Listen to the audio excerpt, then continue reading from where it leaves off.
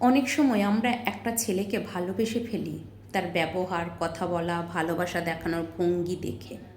মনে হয় এ তো বুঝি পারফেক্ট একজন মানুষ। আমাদের সমাজেও সেই মানুষটাকেই যাচাই করার মাপকাঠি খুব সীমিত।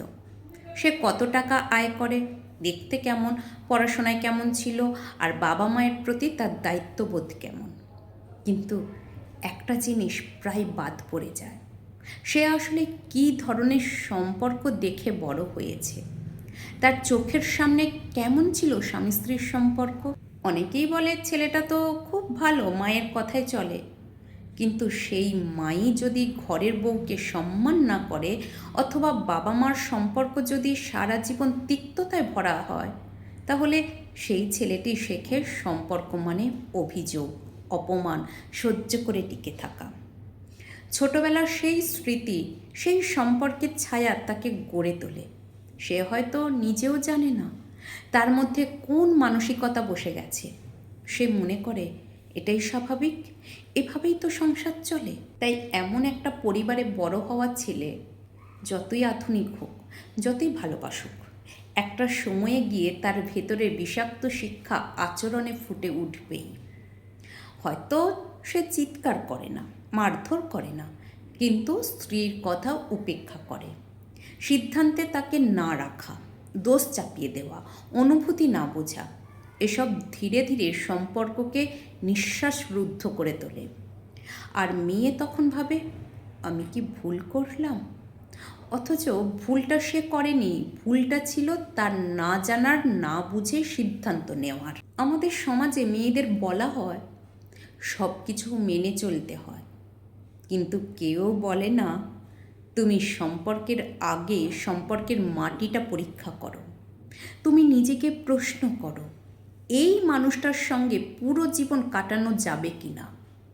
শুধু তাকে ভালোবেসে নয়, তার পরিবারটাকে বোঝার চেষ্টা করেও। কারণ একটা পরিবার যেমন শিশুকে গড়ে তোলে, ঠিক তেমনই সেই পরিবার ভবিষ্যতের সম্পর্কের ছায়াও হয়ে দাঁড়ায়। যেখান থেকে সে এসেছে সেটা যদি অসুস্থ হয়, সেখানে দাঁড়িয়ে সুস্থ ভবিষ্যতের স্বপ্ন দেখা অনেক কঠিন। ভালোবাসা থাকলেই সব সম্ভব, এই ধারণাটা অনেক সময় বিপদ ডেকে আনে। ভালোবাসা টিকে থাকে যদি সেই ভালোবাসার ভেতরে সম্মান থাকে, বোঝাপড়া থাকে, নিরাপত্তা থাকে।